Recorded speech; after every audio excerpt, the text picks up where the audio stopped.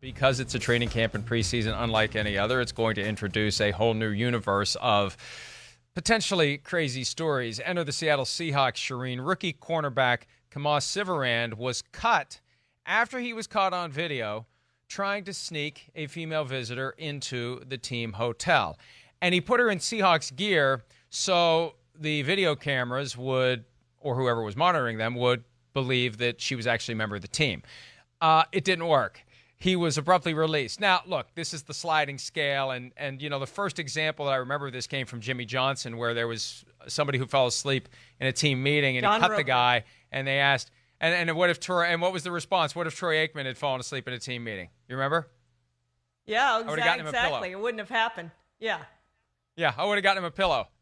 So yeah, if it was Russell Wilson trying to sneak Ciara in, Pete Carroll would have helped with her bags. But the reality is, when you are one of the lower men on the roster and you do something this ridiculously stupid, that's what happens. And Amy Trask, our good friend, former Raiders president, chimed in. If she would have dressed as Marshawn Lynch and stood on a marker that said 1 yard line, they would have ignored her. I mean, that is an all-time mic drop from Amy Trask. And look, it's funny, it's crazy, it's entertaining, but at the same time, Shireen, it's horrifying to me because if one guy is going to do something that stupid that clearly is against what they're trying to get guys to do and not do to keep the virus out of the team, what are these guys going to do when they go home at night? What are they? If one guy is going to do something that over the top, there's going to be other guys. There's too many players in the league. There's too many coaches in the league. There's too many staff that are in that tier 1 and tier 2 group. Somebody's going to do something stupid and bring that virus into a team, and then you've got the foundation laid for an outbreak. Yeah, well, the first thing is Clarence Hill, our good friend from the Fort Worth Star-Telegram, called me yesterday, and he said, is this guy Aggie or is this guy Oklahoma State Cowboy? Because he went to A&M as a freshman, which I had forgotten, and then ended up at Oklahoma State. So, of course, I said, it's Oklahoma State Cowboy, so I'm going to put it on them. But, yeah, I do think that, this just presents a problem for NFL teams, and how are they going to keep this virus under control if guys are going to do things like this during a pandemic? And we saw it with one guy who's probably not going to get another chance in the NFL. He better hope the XFL starts up and maybe he gets a chance over there, because he's not going to get signed by anybody after pulling this stunt that he tried to pull. And so, it does make you wonder, what else are guys going to do? And they have to do the right things. And obviously not everybody is going to do the right thing, because we've already seen it. Well, and the reality is that double standard that Jimmy Jones once applied. Jimmy Johnson once applied. Jimmy Johnson once applied in the meeting room is going to apply to the rest of the roster. And if somebody does something stupid who is a key player, they're not going to cut him.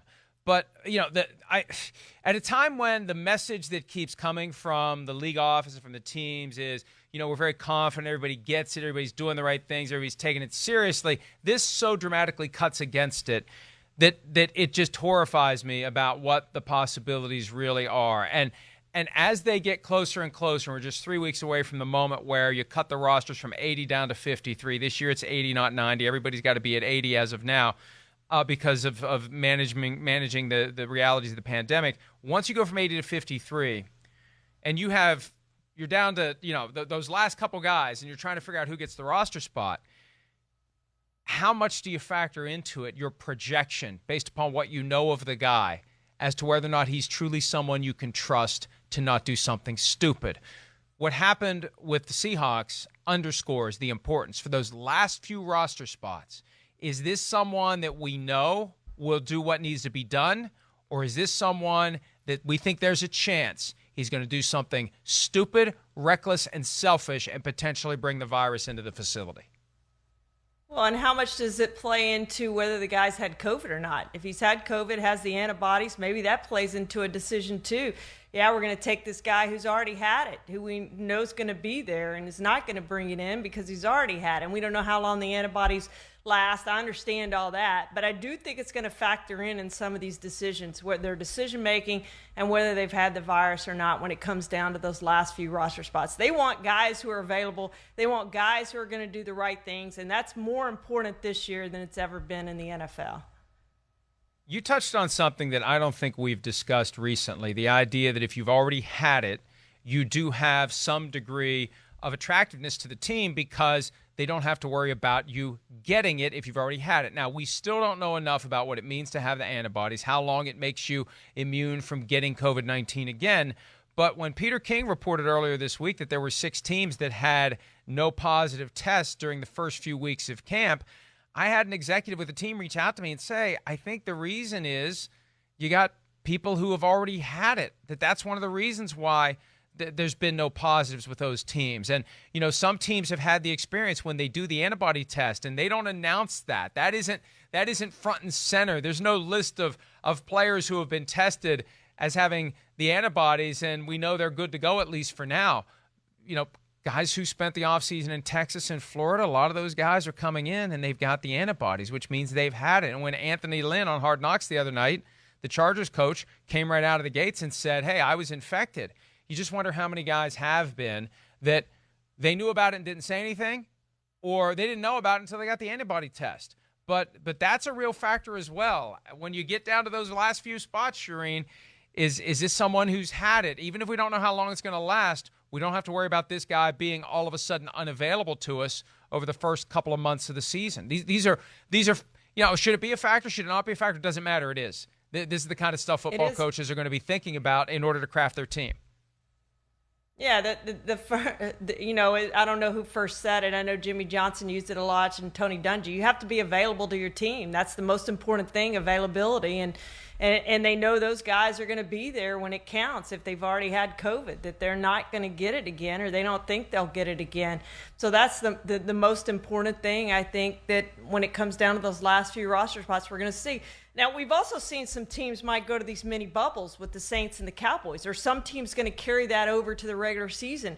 And they can't make them do it, but they can make it voluntary, and the leaders of the team could put pressure. The Dak Prescotts and Ezekiel Elliott's could put pressure on those other players to say, hey, we're going to do this. We're going to stay in this hotel, and we're not going to go out, and we're going to have room service, and we're going to do all the right things during the season. So that'll be interesting to watch, too, whether we see some teams go to their own mini bubble in their home city.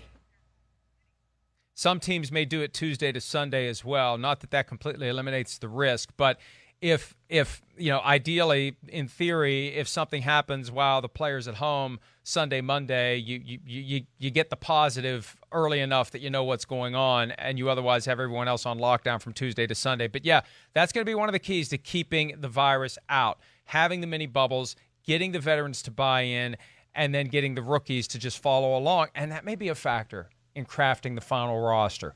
Which guys are more likely to volunteer to stay in a hotel for the full season?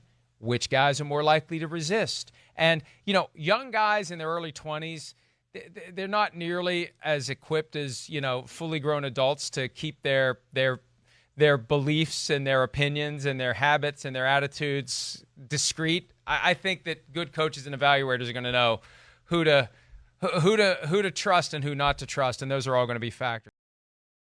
Hi, I'm Mike Tirico, and thanks for watching. Make sure to hit subscribe for the latest news and highlights from NBC Sports.